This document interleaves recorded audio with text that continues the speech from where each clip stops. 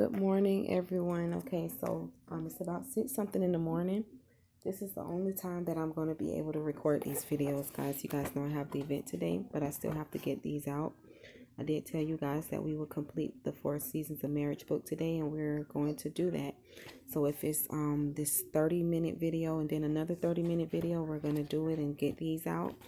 I did record a video before this. You guys will probably hear my son snoring, and then the TV in the other room as well, my grandpa. So just kind of push through that and let's focus in on the book. And I hope that everyone is doing well. So we are, guys, on page 197. We're still in the study guide. We're on 197. We're on number 7. Last night I recorded that video and it took like 4 to 5 hours to process and upload. Not sure why it took that long. Usually it doesn't take that long. It does take a couple hours, but last night it took a much longer time. So you guys got it like early this morning, but I literally recorded it last night. But let's continue to read, guys. So number 7, we're in Fall Study Guide 197. I believe this is video 22. If you miss any of the other videos, feel free to check out the playlist 1 through the present, and that's that God bless our reading together. So complete the following sentence and discuss it with your group. Without a doubt, the number 1 contributor to the fall season of marriage overwhelmingly is the action of blank or taking no action at all. Number 8, nurturing common interests is one way to avoid neglecting your spouse. It is easy for you and your spouse to come up with activities you both enjoy. Or is it easy? Is it easy for you and your spouse to come up with activities you both enjoy? What have you done to discover mutual interests? How can couples overcome the unsettling realization that they don't seem to have much in common? How is faith a bond that unites people regardless of their personalities or interests? That's number 8. Number 9, we're on page 198. Discuss the positive side of the fall season of marriage. What are some things you can do to move your marriage toward spring or to keep it from moving toward winter? And here are the lifelines for the fall season of marriage. I'm going to give you guys the scriptures. 1 Corinthians 13:7. Love always protects, always trusts, always hopes, always perseveres. 2 Corinthians 8:2 says, out of the most severe trial, there are overflowing joy and there is great poverty, welled up in rich generosity. 1 John 4:9 through 11. This is how God showed his love among us. He sent his one and only Son into the world that we might live through him. This is love, not that we love God, but that he loved us and sent his Son as an atoning sacrifice for our sins. Dear friends, since God so loved us, we also ought to love one another. That's 1 John 4:9-11. Proverbs 23:17 through 19. Do not let your heart envy sinners, but always be zealous for the fear of the Lord. There is surely a future hope for you, and your hope will not be cut off. Listen, my son, and be wise and keep your heart on the right path. Revelation 21:5. He who was seated on the throne said, I am making everything new. Then he said, write this down, for these words are trustworthy and true. Proverbs 11:25. A generous man will prosper. He who refreshes others will himself be refreshed. That's Proverbs 11:25. 1 second, guys.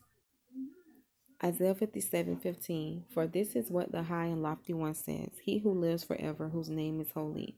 I live in a high and holy place, but also with him who is contrite and lowly in spirit, to revive the spirit of the lowly and to revive the heart of the contrite. So that's Isaiah 57:15. And guys, if you hear any pauses, just please kind of bear with me.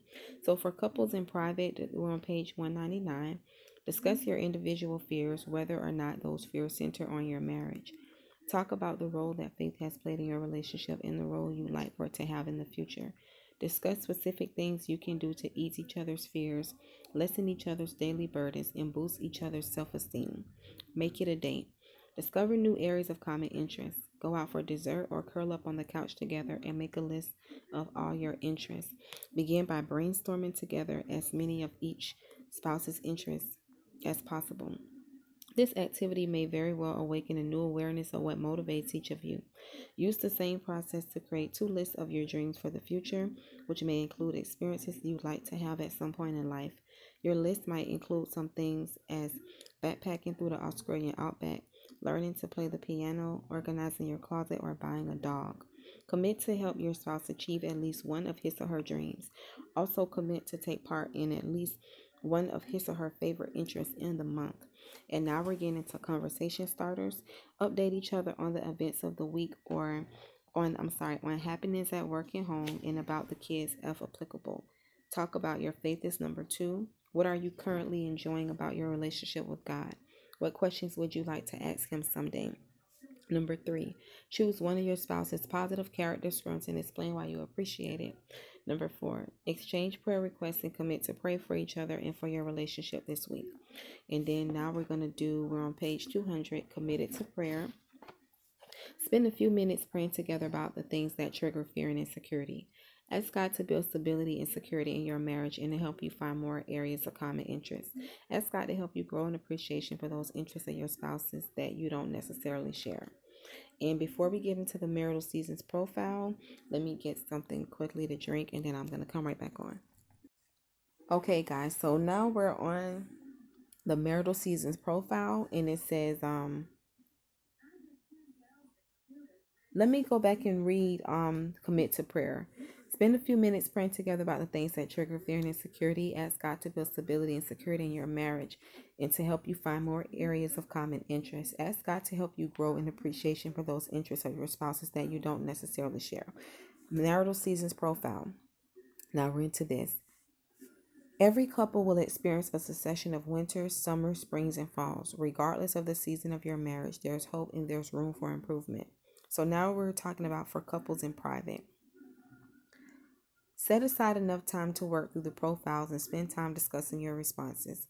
Revisit the book section for direction on proceeding through the profile. Talk about areas of difference in your responses. Are you on the same page as far as your feelings about your relationship? Why or why not? Choose 5 words from the profile chart that hit you the most powerfully. Explain what each one means to you. If most are negative, choose a 6th one that's positive to add a tone of hope to your discussion. If your spouse is willing, pray together about the concerns or blessings revealed by the profile. And we're on page 201, and now we're on the for group discussion. Share thoughts within your group regarding the profile. Allow for a broad range of disclosure. Some members may want to talk a lot, whereas others may not feel as comfortable. So number 1, where the profile results in line with how you've been feeling recently about your marriage. If not, how did they differ? Number 2, which words in the profile stood out to you the most? Which ones bothered you? Which ones brought a smile? Number 3, was the profile helpful in prompting discussion with your spouse? Number 4, take time to encourage each couple in the group. Highlight specific strengths you see in each person and discuss how those strengths can enhance his or her marriage. This step may be especially helpful for couples in the fall and winter seasons who may be feeling discouraged by their profile results. Affirmation from others can go a long way toward helping them see the value of persevering in their relationship. So that's 201, 202 is blank. So now, guys, we are on 203 and we're actually in part 2. This is great because we just kind of began part 1 last night. So part 2 is 7 strategies to enhance the season of your marriage. And part 2 is from about 203 to 216. Part 3, moving forward from here and now and putting your plan into practice, is 217 to 218. And then it's just the author's notes for 219 and 220. And for that, I'm just going to probably show you guys. I'm probably just gonna take a picture, like a thumbnail, and show you guys that. I'm gonna see, or I may put it on there, but for now I'll just have to focus on reading. So strategy 1 is deal with past failures. So we're on part 2, 7 strategies to enhance the season of your marriage. Strategy 1, deal with past failures. Dealing with past failures often clears the debris in a relationship and paves the way for implementing the other strategies. So question 1, guys, says, why is it important to deal with past issues before moving forward? What might be some consequences of not addressing those issues? If you're willing, share a positive or negative personal experience. Number 2, of the 3 steps involved in dealing with the past, identifying past failures, confession and repentance, and forgiveness, excuse me, guys, which have you found to be the most difficult? Why? Number 3, why is it important to look at our own failures first when dealing with past hurts? Consider what the Bible says about this. Look up the following verses and summarize the insights they offer. So he has Psalms 50 verse 6, Lamentations 3:58 through 59, Zechariah 7:9, Matthew 7 verses 2 through 5, Romans 2 verses 1 through 7. Number 4, and I do encourage you guys that if you have to pause the video to take notes, or if you're reading along, to just hone in on certain things that are sticking out to you in the book. I really don't have time. I'm sorry, but I really don't have time to break down each one. I just have to keep reading. So I do encourage you to pause it if you need to pause it. Go back over it if you need to go back over it. Take notes if you need to take notes, or whatever works best for you. So number 4, read Psalm 78, 1 through 8. What are some potential benefits of working through past issues? Number 5, Ecclesiastes 3:15 says, God will call the past to account. Discuss how this truth works together with Isaiah 43:18. Forget the former things, do not dwell on the past. Number 6, read Isaiah 43:19 through 21 and 25. What truths and hope do these verses offer to a spouse who is hurting? What characteristics of God can we rely on to see us through difficult times? Number 7, it isn't always easy to let go of hurts. In fact, sometimes it's very difficult. Love, however, keeps no record of wrongs. That's 1 Corinthians 13:5. In practical day-to-day living, what does it mean to keep no record of wrongs? Does it mean that we no longer feel the pain? How much continued discussion should be allowed regarding the hurt? Number 8, share about the difficulties or resistance you may feel about focusing on your own mistakes in your marriage. While communicating with your spouse, have you developed the habit of using I felt examples instead of you made me feel accusations? Discuss the power of the I felt method for diffusing tension and defensiveness. If possible, share a personal example. Number 10, read Psalms 51 aloud. How do King David's heart, attitude, and words challenge you? Number 11, discuss the 3 benefits of dealing with past failures. So we're on Make It a Date. Most of the focus of this section has been on dealing with negative aspects from the past. However, for most couples, the past holds joy as well. Revisit a favorite place or a positive memory from your past as a couple. You could go back to the location of your first date, listen to your song, or curl up on the couch for a cozy evening of discussing only your favorite memories of your life together. We're on page 205. Remind yourselves of why you fell in love. And here are the conversation starters.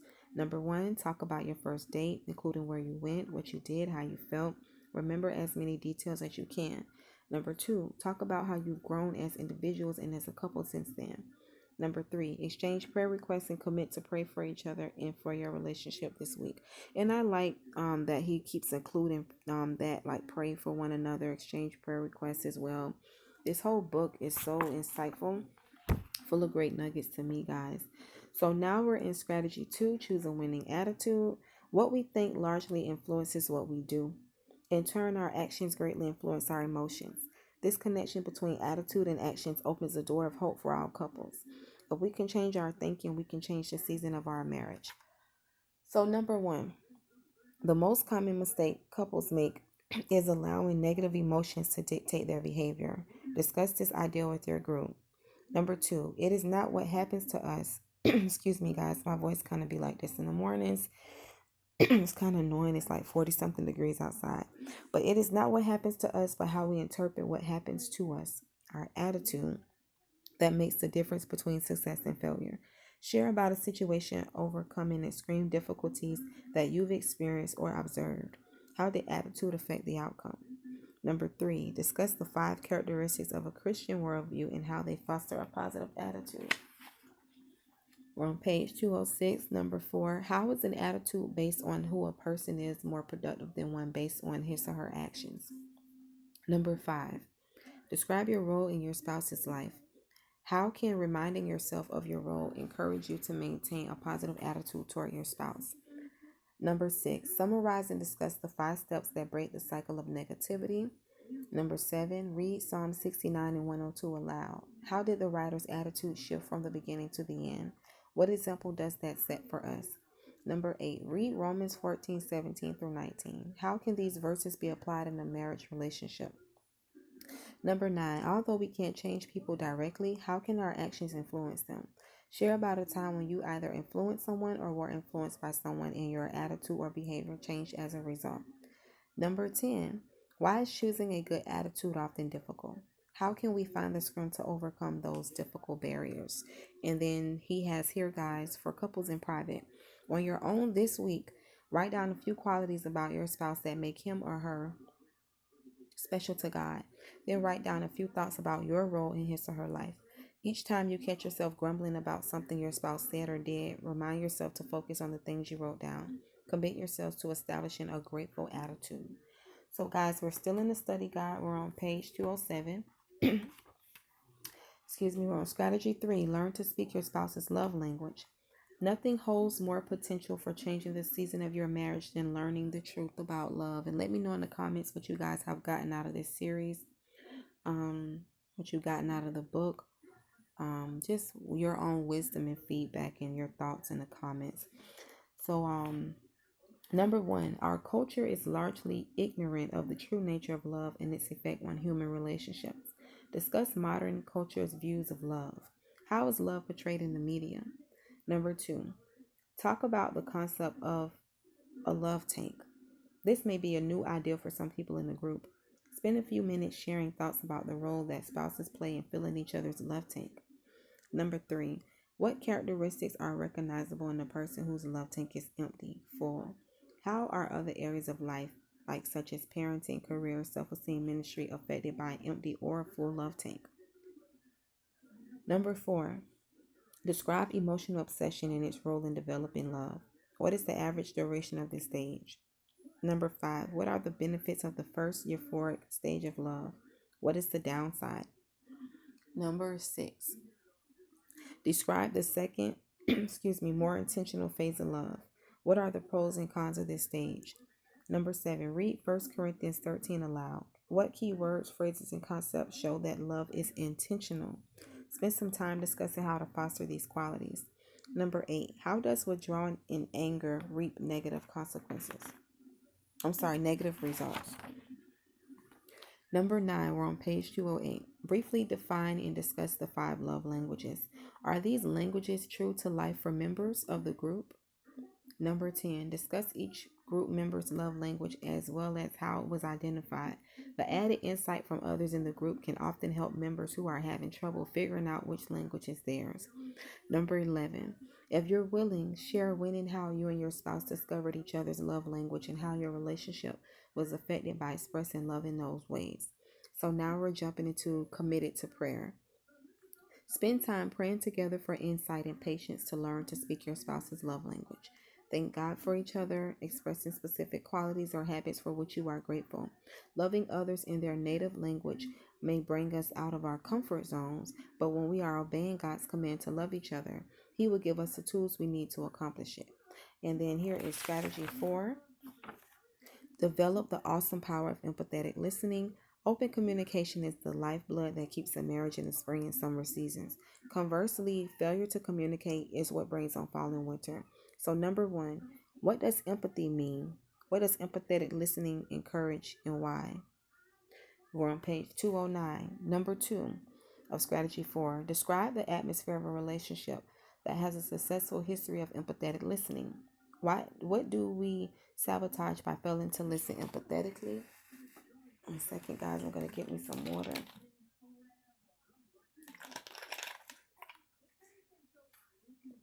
Number 3. What is involved in the shift from egocentric to empathetic listening? Read James 1:19 and Philippians 2:3 aloud and apply them to your answers. Number 4. Describe the difference between perceptions and feelings. Which of these are we more likely to observe or understand? Why is it important to understand both in our spouses? Discuss how your listening skills can affect your spouse's self-esteem. Number 5, what are some reasons why people are non-communicative? Number 6, discuss the differences between Dead Sea people and babbling brooks. What are the strengths and weaknesses of each type? Which one describes you? Which one describes your spouse? What do Deuteronomy 32:2, Proverbs 10:19, Proverbs 15:1-4, and Philippians 2:4 say about talking too much? Number 7, read Isaiah 42:2-3. Discuss how Jesus set the example for communicating in a healing way. Number 8, define and discuss the 4 aspects of learning to listen empathetically. You can see pages 107 through 118. Which one is typically the most difficult for you? Why? Number 9, do you ever catch yourself believing that your viewpoints are usually the most accurate and that those of others are wrong? What feelings does it evoke in you when others seem to think they're always right? Number 10, role play in the group at least one positive example of how to affirm someone even when his or her opinions differ from yours. So we're on page 210, guys. Number 11, what is the capstone of empathetic listening? Why is this important? Number 12, read aloud the 14 steps involved in learning empathetic listening. Steps 10 through 12 focus on clarifying and summarizing your spouse's ideas and emotions. Why is it important to give feedback regarding your understanding of your spouse's communication? Number 13, when couples seek to resolve rather than win an argument, they not only discover workable solutions but also find intimacy with their spouse. Discuss how you've seen this work in your marriage or in someone else's. And here's for couples in private. Practice empathetic listening together as you discuss a topic of your choice. If possible, choose something non-confrontational for this practice session. Look through the newspaper or watch a current events program on TV. Choose a current cultural event or trend and discuss your opinions about it. Employ the listening, reflecting, and affirming skills you've learned from this strategy. Give your spouse feedback about how well you felt understood. So, guys, I'm going to take a few seconds to give you guys some time to think, take some notes, pause, reflect, whatever Holy Spirit is saying to you. And we're going to jump into page 211, strategy 5, discover the joy of helping your spouse succeed.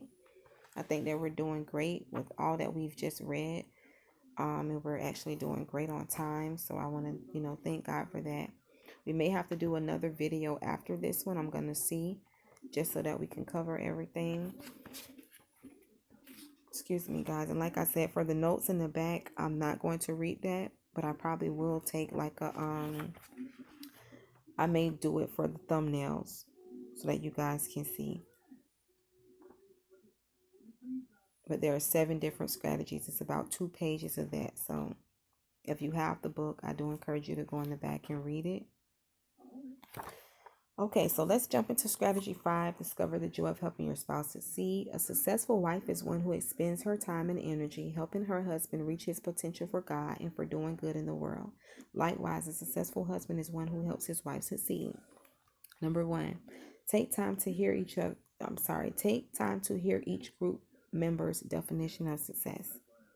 That's number 1. Number 2, discuss the following statement about spouses serving each other. A truly great husband is one who is willing to serve his wife. A truly great wife is one who is willing to serve her husband. If you want to breathe new life into a fall or winter marriage, start serving your spouse. If you're willing, share how your spouse serves you and how that makes you feel loved. Number 3, how does human nature make it difficult for us to serve others? It's the typical societal definition of success based on power or love. Explain your answer.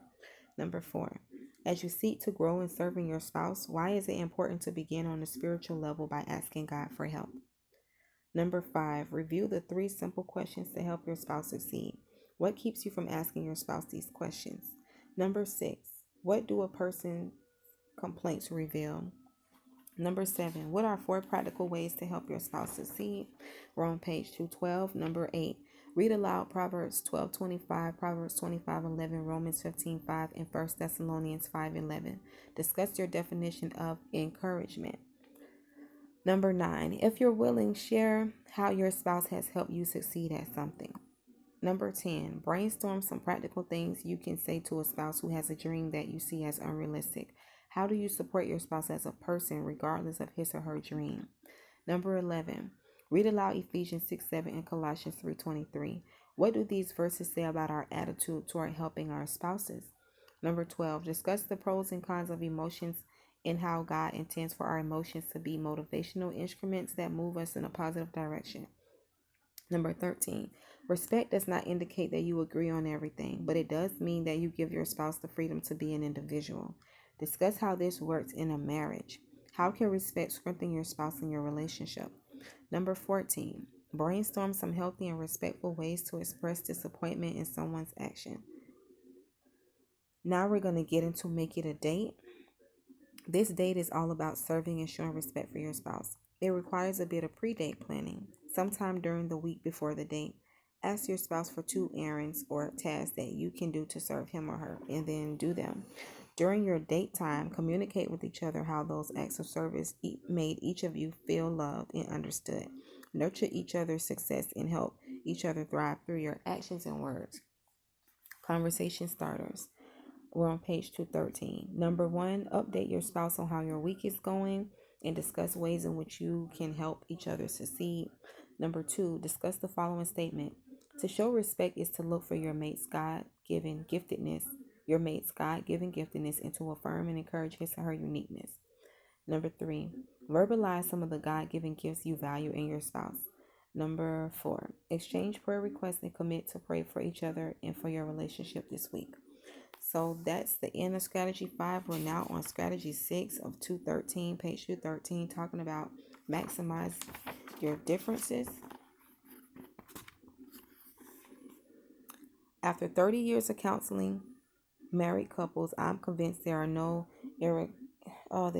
irreconcilable differences. I always kind of have a tongue twister with that sometimes. Only people who refuse to reconcile. When each spouse recognizes and affirms the other's uniqueness, the differences themselves will the couple into an unbeatable team.